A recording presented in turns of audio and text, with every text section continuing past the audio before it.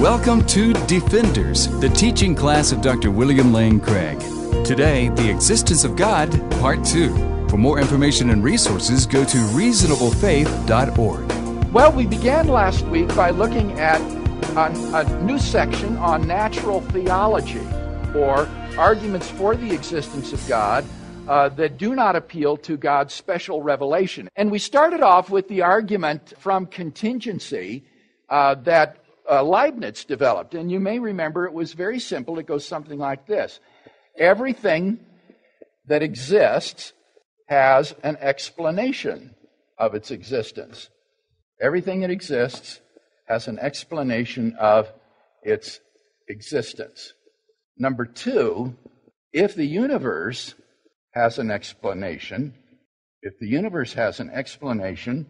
of its existence, that explanation is God. If the universe has an explanation of its existence, that explanation is God. And then, premise 3, the universe exists.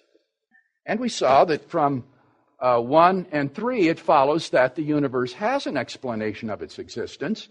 And from that conclusion and 2, it follows that the explanation of the existence of the universe is God. So this is, as I said, a logically airtight argument. The conclusion follows according to the rules of logic. So the only question is the truth of the premises. Premise 3 is undeniable, I think, for any sincere inquirer after truth. So the question is, premises 1 and 2, are these more plausibly true than false? Now, at first blush, premise 1 seems open to a very obvious objection. Somebody might say, well, if everything that exists has an explanation of its existence, what about God? God exists, according to you Christians at least, so it would follow that God has an explanation of his existence. But that's impossible. There can't be something higher than God that explains why God exists. By definition, God is the greatest being, so it's impossible for God to have an explanation of his existence. So, premise 1 must be false. And if the Christian or the theist says, well, God just exists with no explanation of his existence, the atheist will say, well, why not just stop with the universe? The universe just exists inexplicably. If you can say God exists without an explanation, then why can't you just say the universe exists without an explanation? Why go to God? And thus we seem to reach a sort of stalemate between the theist and the atheist at this point. So, how might one respond to that objection? Well, I think that the objection is, in fact, based upon a misunderstanding of what Leibniz meant by an explanation. In Leibniz's view, there are two kinds of things. On the one hand, there are things which exist necessarily. On the other hand, there are things which are produced by some external cause. On the one hand, there's things that exist necessarily. On the other hand, there are things that are produced by an external cause. Now, let me explain this. First of all, things which exist necessarily simply exist by a necessity of their own nature. It's impossible for them not to exist. They must exist. What would be examples of things like that? Well, many mathematicians think that numbers and sets and other mathematical objects exist in this way. If these things exist, they just exist necessarily by a necessity of their own nature. There isn't any cause of the existence of these mathematical entities. They just exist by a necessity of their own nature. Now, by contrast, things that are caused to exist by something else don't exist necessarily. They exist because something else has produced them in being. Examples would be things like chairs and people and planets and galaxies. These all have causes of their existence that explain why they exist. So, when Leibniz says everything that exists has an explanation of its existence, the explanation may be found either in the necessity of a thing's own nature or else in an external cause. So premise 1 could actually be reworded or expanded more perspicuously in this way. Everything that exists has an explanation of its existence, either in the necessity of its own nature, or in an external cause. And that's the version I put on your outline, the fuller, expanded premise. Everything that exists has an explanation of its existence, either in the necessity of its own nature or in an external cause. But once we understand the premise in its fullness, then the objection that we're considering falls immediately to the ground. Because, in this case, God does have an explanation of his existence. Namely, God exists by the necessity of his own nature. God exists necessarily. It's impossible for him to fail to exist. Even the atheist recognizes that it's impossible for God to have an external cause. It's impossible for God to be caused by something outside of him. So the explanation of God's existence must be that he exists simply by a necessity of his own nature. So Leibniz's argument is really an argument for the existence of God as a necessary, uncaused being.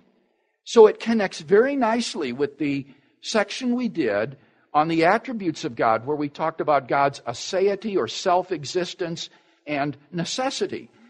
Leibniz's argument is precisely for the concept of an uncaused, necessary being. So, far from undermining Leibniz's argument, the atheist's objection to premise 1 actually clarifies and magnifies who God is. If God exists, he is a necessarily existing, uncaused being. Any question about that elaboration of the first premise and how that undercuts the objection that God would be an exception to premise 1? Ted. Oh, and let's get the microphone here, Ted, for your question. I was not here last week, so you may have covered this. It's first part of the explanation of number 1. Mathematicians may have some. Can you give an example other than outside of God that would be something that I could kind of grasp and understand what that is you're talking about? Well, as a Christian, you see, I think that God is, in fact, the only necessarily existing being. So I think he's unique in that sense. But I can say to you that certain philosophers have thought that things like numbers exist necessarily. Others have said things like that are called propositions exist necessarily. A proposition is the information content of a sentence. So, for example, the sentence "snow is white" and the sentence "Der Schnee ist weiß" are two different sentences. They have no words in common. They're not even the same language. But they both express the same proposition, namely that snow is white. And so some philosophers would say, well, propositions exist necessarily.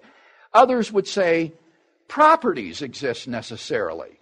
Things like the brownness of the dog or the hardness of the surface of the table are necessary entities. So there are all sorts of entities that philosophers have identified as existing necessarily. Now, obviously, these are rather exotic sorts of entities, but that's simply by the nature of the case that most things we're familiar with in the physical world don't exist necessarily. Right. I'm sorry that the examples are exotic, but that's just the nature of the case. No, I agree. I mean, I believe that God is there just because he's there. Yes. But the other stuff I was trying to, I couldn't grasp anything in my mind that it is, like even counting 1, 2, 3. 1, 2, 3 doesn't have to be unless you got something to count 1, 2, 3. I mean, if you ain't got 3 something, why would you come up with 3? I appreciate that you're getting into the question of whether numbers exist or not. Let me just say that there are a good number of philosophers in the history of thought who disagree with that.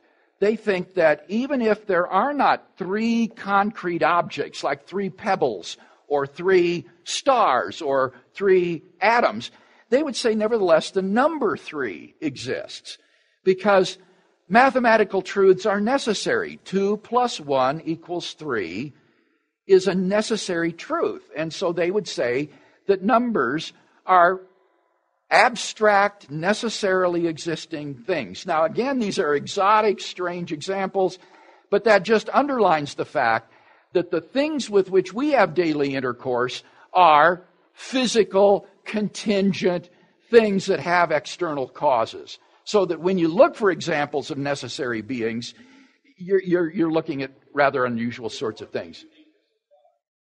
I think it does, yes. Joe? Could you trace out a couple of examples of why they couldn't just say the universe is necessarily existing? Well, we'll talk about that later on. Hang on to that question. Dennis? Just a comment. Sam Harris and Richard Dawkins like to bring up the idea. Say, well, if, how do you explain where God came from? Do you think it's that they don't understand this, or that they're deliberately trying to fool the masses? Dennis, I am quite convinced that they don't understand it. You have to grasp it. A person can be a specialist with a profound knowledge of his narrow area of specialization, and yet have such a superficial grasp of things outside his area of expertise. And I'm sure these fellows have never even thought about the difference between necessary being and contingent being. Even though, as you say, once you understand the idea of something that exists by a necessity of its own nature, the question, well, where did God come from, or what's the cause of God, it becomes just a lame question. It becomes obviously misconceived. And I think it's just that they're ignorant of these distinctions. Susie? I believe that that's the point of God's name being I am. He's the only one that can say I am. Yeah, historically, that has been the Bible verse that theologians have used to connect with this idea of God as a necessary being. Thomas Aquinas would quote Exodus 3:14, "Tell them I am that I am. I am has sent you to them." And this expresses God's self-existent, necessary being. So you're absolutely right. That is the point of contact between the biblical tradition and this philosophical tradition. Yes, Bob. Bill, to me, explaining God's existence is far more difficult than proving his existence. The answer that some things exist, namely God, simply because it has to, that seems a bit glib to me. Uh-huh. Now, it would explain creative objects. It would explain contingent objects. But what if God never created anything? He created nothing at all. Yes. Now how are you going to explain his existence? Now, and also this concept of propositions or mathematical objects existing independent of an intelligence of some type, that just seems way over the top to me. That means we're kind of surrounded by the number 4, and many of his friends just kind of with supernatural qualities, just kind of woo. Right. Now, look, I have sympathy, Bob, with your and Ted's view about the nature of numbers. That's the view I tend to as well. But I'm just using this as an illustration to say that a good many people did and do think that numbers exist necessarily in this way, and that even if there were no universe at all, as you say, if there were no realm of concrete objects, no matter, no energy, you would still have these necessarily existing mathematical truths and numbers and so forth. And similarly, with respect to God, I would appeal to your thought experiment actually in support of this, that if there were no contingent objects, no physical universe, no space, no time, no matter, no energy, God would still exist by a necessity of his own nature. He simply exists because he is a logically necessary being whose non-existence is impossible. Now, I believe in God as you do. But how can you say he's logically necessary? Let's say you had an atheist here saying, now, how is he logically necessary? There could be nothing. Didn't Leibniz start with the idea, why is there something rather than nothing? There could be nothing. Isn't that a possibility, a logical possibility that there could be nothing at all, not God, not anything? Boy, these are deep questions that you're asking. Leibniz did start off with that question, why is there something rather than nothing? But the conclusion to which Leibniz was driven is that, in fact, it's impossible that nothing exists, that there must be a necessary being. Now, what is correct to say is that there's no strict logical contradiction in saying nothing exists. You're not uttering an explicit contradiction. But when, philosophers talk about necessity and possibility, they're not talking about what's called strict logical necessity or possibility. They're talking about what's called broadly logical possibility or necessity. And some examples might serve to bring this out. There's no explicit contradiction in talking about an unmarried bachelor, as there would be if you said he's a married, unmarried man. That would be explicitly contradictory. But nevertheless, there is no such thing as a married bachelor. That is broadly logically impossible. Or to give another example, the statement, the prime minister is a prime number, doesn't involve a logical contradiction. There's no self-contradiction. But nevertheless, there's no possible world in which the prime minister is a prime number, because prime numbers are not the sort of things that can be office holders in a political system. You can't have a prime minister who's a prime number. So there are all kinds of necessary truths, the negation of which is not a strict logical contradiction. So don't be misled by thinking that because there's no strict logical contradiction in saying nothing exists, that means it's really possible for nothing to exist. If this argument is right, in fact, it's impossible in this broadly logical sense that there be nothing. There has to be some necessarily existing being. Okay, I hadn't planned on getting into this deeply, but when you ask questions, obviously you begin to unearth a lot of these profound concepts. Any other comment here? Kyle?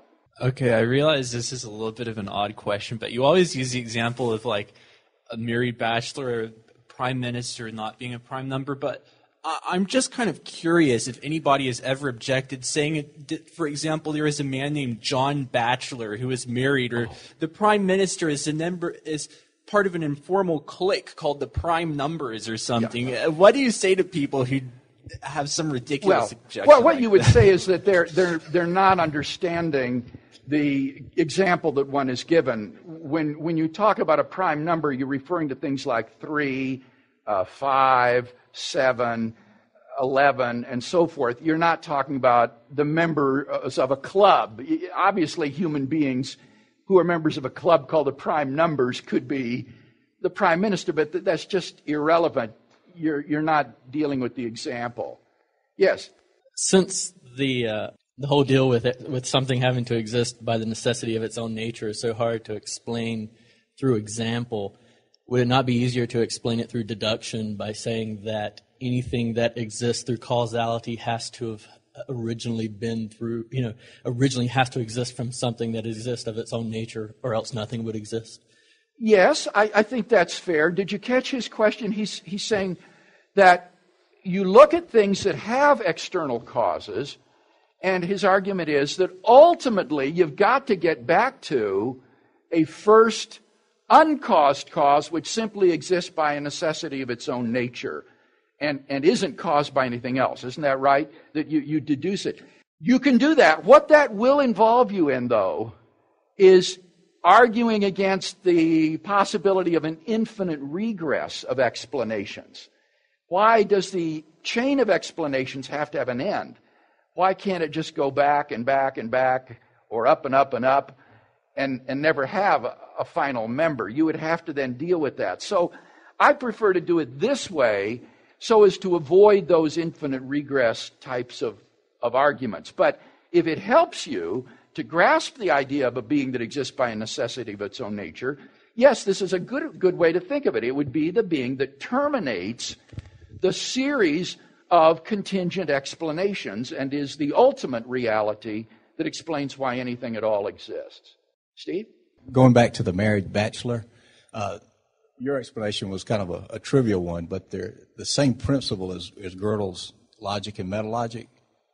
And if you take another example of that would be, suppose the universe doesn't exist. This is the idealist thing, that only God exists and everything's, and that's taking the concept of the words exist, and dividing it into a different meaning. One is exist in the mind of God, and one is exist as an object independent. Okay, I'm not making that differentiation in saying this. So I'm gonna just leave that one to the side. Yes, Robert?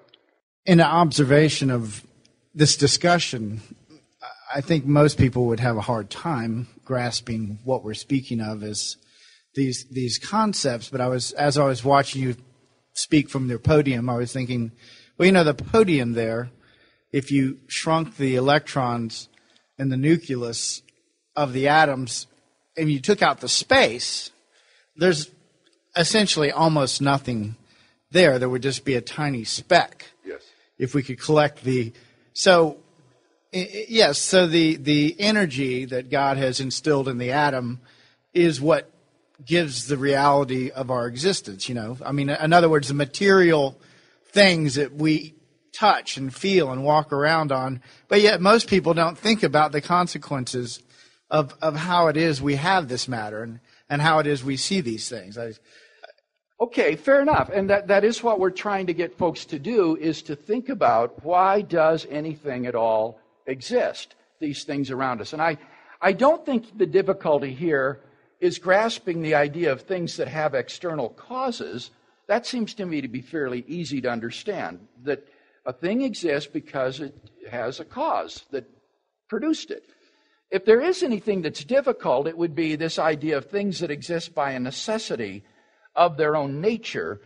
And I'm not sure what more to say about that than to give these examples that I've given, and to think that this is a thing which is uncaused and which simply has a nature which is such that if this being is possible, then it exists. It exists necessarily and cannot fail to exist.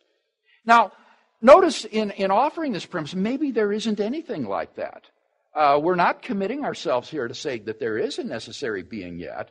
So the atheist can't really object to it on that basis. Maybe everything that exists is what exists by an external cause. So in offering the premise one in this expanded way, we're simply saying there are two ways of existing, necessarily or contingently, and everything that exists does so one way or the other.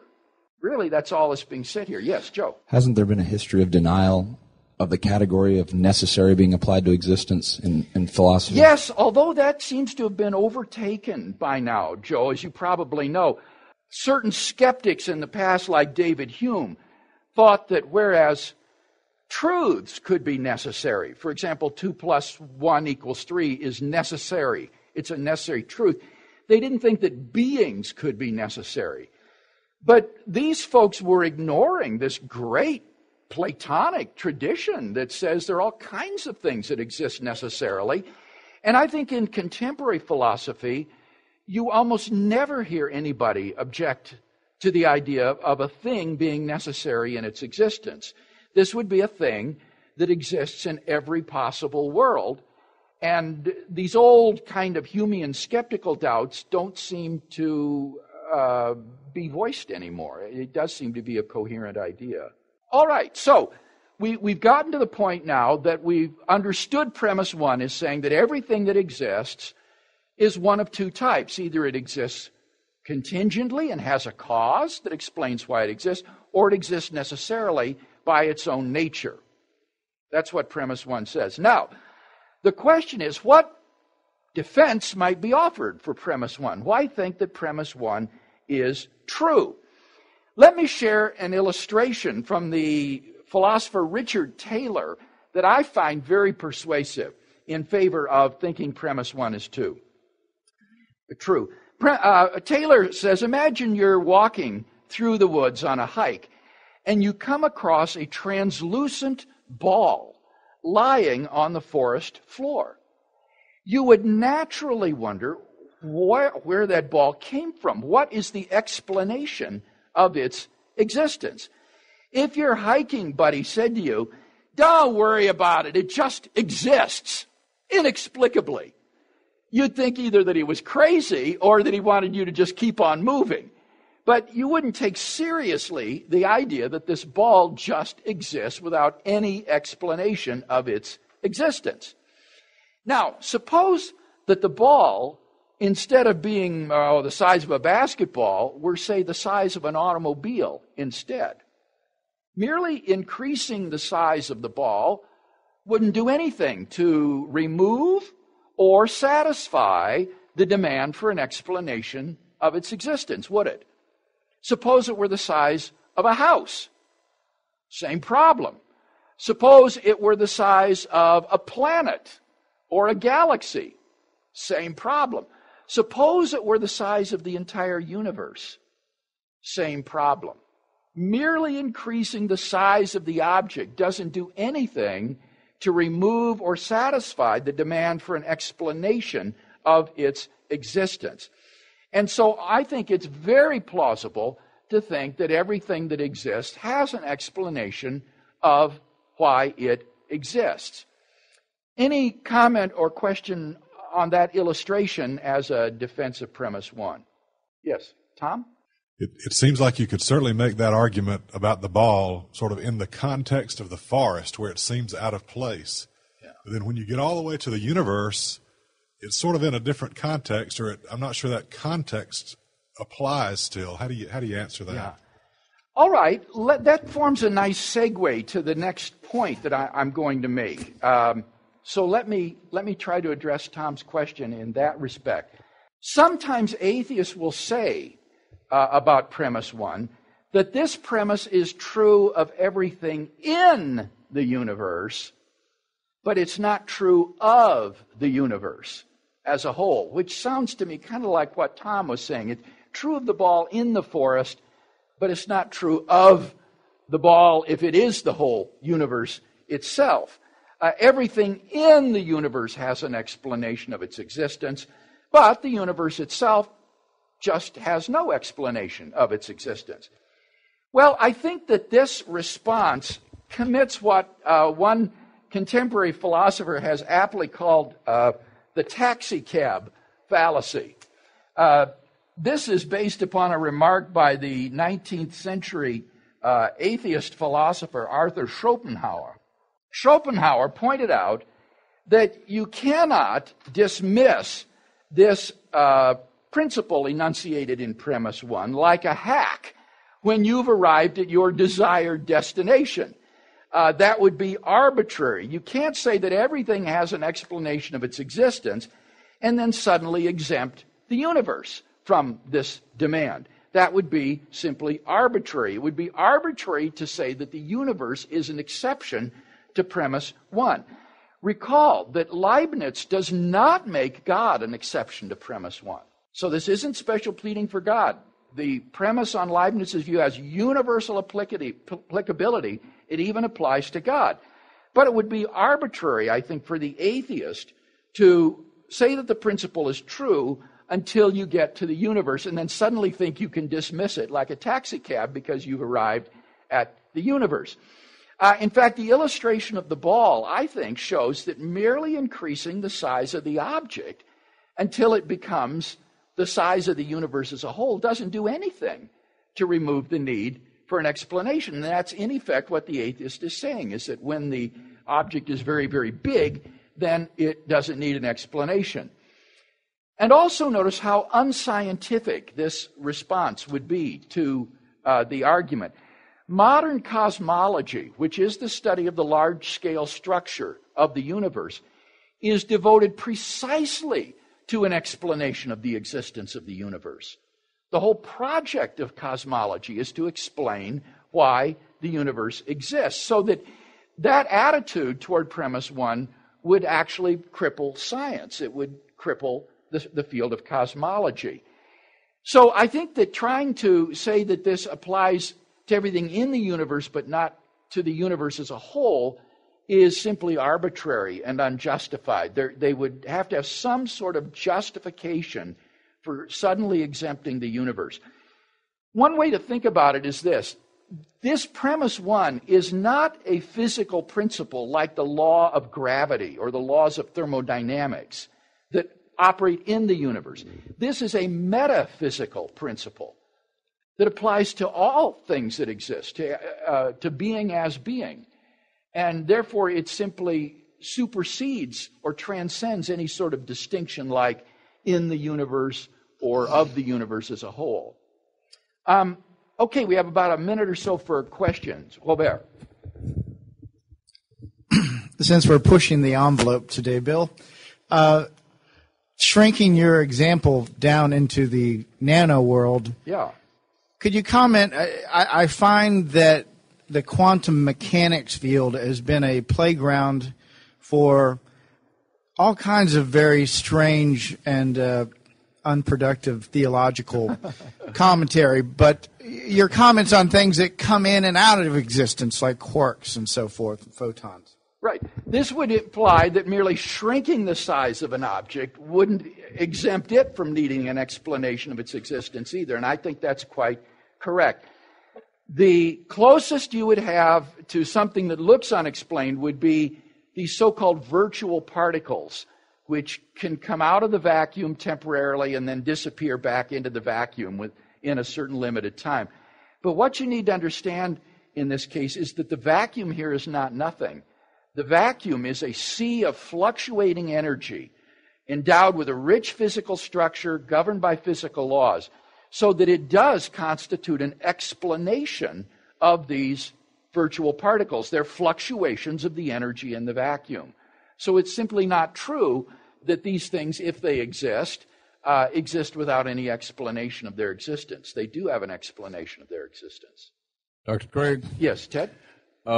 Fortunately for me, most of the people that I associate with encounter would not have a clue what we're talking about here at all. And so about the most thing. Your misfortune. No, because I can talk to them then. Okay. But so we get down to the point. It would seem to me like if it was all boiled down, I believe that God always existed, and He is the Creator. They may choose to believe that molecules and atoms always existed, based strictly on nothing. But that's the side they choose to believe. There would be no evidence to that effect. But I can't say, look, I can't convince you this. This is something that God Himself has got to turn your heart onto Him according to the Word. He's got to put that bit of belief into us. But I just kind of imagine an atheist wanting to go through them. An atheist don't even believe in God anyway, so why would he want to argue a point? He's arguing to get something he disbelieves in completely. Well, let me say this, Ted, to answer the last part of the question. There are different kinds of atheists. There are the real hardcore types, and you're right, you could argue with them till you're blue in the face, and they wouldn't be persuaded. But on the other hand, I meet lots of students whose atheism is very nominal, or who are struggling or searching. Or, for example, when I've spoken in the former Soviet Union or in China, they've absorbed a kind of doctrinaire atheism from their Marxist propagandists. But this atheism isn't very deeply held or held with great conviction. And in a case like that, an argument like this can dislodge them from the atheism and begin to see, wait a minute, this view that there is a God who is the explanation of why everything exists really can make a difference in helping them to come to faith, so that the Holy Spirit can use this. But to summarize then, before we conclude the class then, what I've basically argued is that premise one has a kind of self-evidence about it when you think about it. Think about examples of things. And that it is arbitrary to try to exempt the universe. That represents the taxicab fallacy of thinking you can just dismiss this metaphysical principle when you get to the universe. And moreover, this would actually cripple science, because science seeks to find an explanation of the existence of the universe in modern cosmology. So for those reasons, I think that premise one is more plausibly true than false. And what the atheist will have to come up with is a justification for thinking the universe is an exception to premise one. And so that's what we'll look at next time. We'll look at an atheist attempt to justify exempting the universe from premise one, and whether or not that constitutes a good objection to this argument. So that will be next week. The copyright for the content of this recording is held by Dr. William Lane Craig.